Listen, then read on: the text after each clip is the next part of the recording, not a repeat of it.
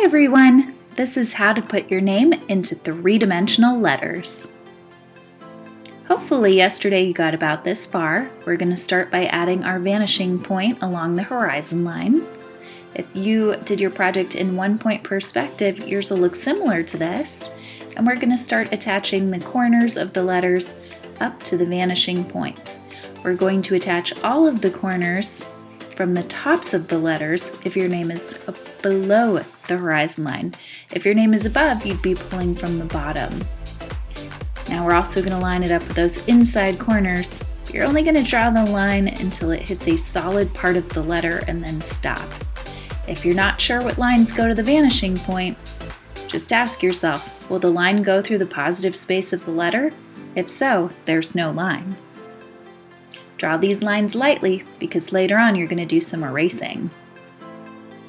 Alright, so our next step is we have to chop off the thickness so that our name is one even thickness all the way across.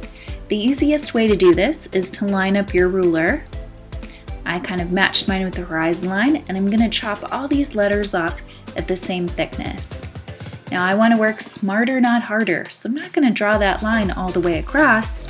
I'm just going to cut off the letter where the positive space of the top of each letter is, as I'm doing in green. Alright, so now that I've determined the thickness of each letter, I need to carry that thickness down to form the sides of the box. So again, you want to make sure your ruler stays straight up and down. That E is kind of a special circumstance. I've got some more edges on the back. I lined up the ruler with the back corner to establish where those back edges are. Now using a horizontal line, I'm going to fill that in. I'm going to match it on the J. And slide down. Go ahead and add that horizontal line coming across. And now I'm going to come in with my vertical lines. We'll cut off the side of the E. So now I can see the front, side, tops, and center of the E. Same thing with the I, front, side, and top. The L, the back edge, is going to mimic the front edge, like a stair step.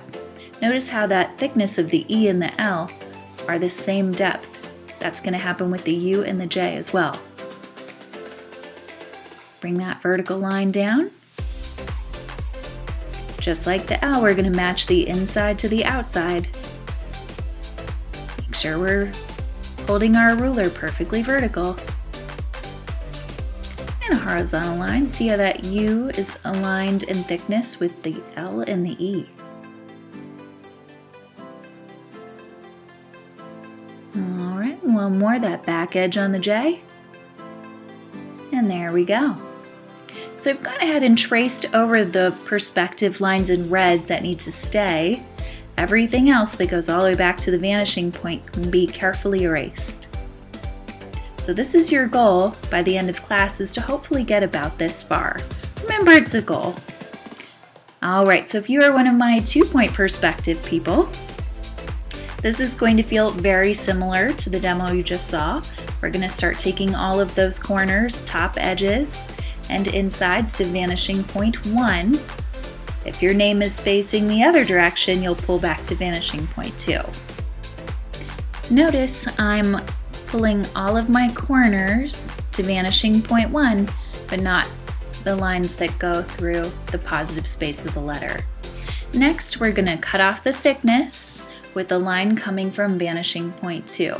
Again, I'm doing this in green so it stands out. I'm only going to draw the line where I need it along the positive space of the letters.